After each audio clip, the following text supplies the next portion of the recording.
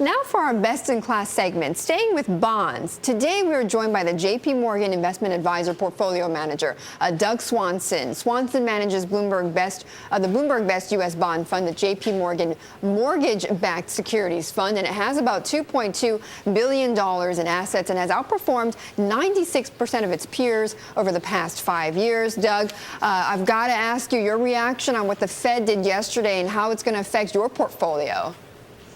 Okay. Well, I think it was pretty well anticipated what they did. I think they're worried about deflation, slack in the economy, and this is really the one tool they still had left. Right. I think it indicates that I think they want to keep intermediate Treasury rates and mortgage rates low. So for what we're doing in our portfolio is not a big change. We're still looking for individual agency mortgage-backed securities, non-agency securities that we think have good total return potential. So they're not going to be affected one way or the other? They're not more attractive or less attractive after this rate? Or not rate move, after this move?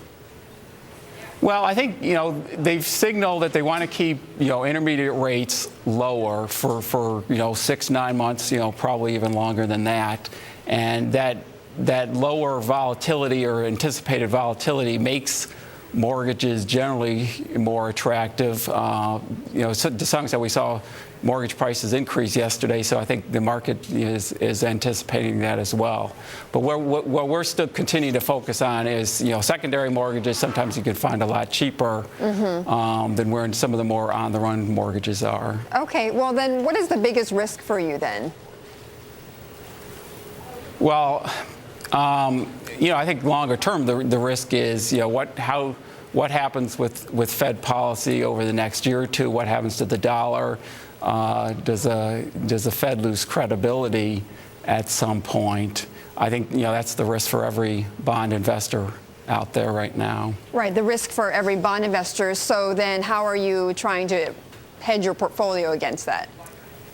Well, generally, our average lives are fairly short. Our duration is around where the benchmark is. In our mortgage fund, about 75% of our securities are 5 years average life or less. We've been purchasing more floating rate securities that actually yield very similar to where some fixed rate securities are yielding, just because fixed rate yields have come down so much.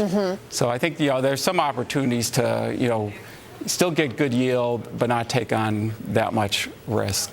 Okay. All right, Doug. Thank you for joining us. Appreciate it. Bloomberg Best in Class, Doug Swanson.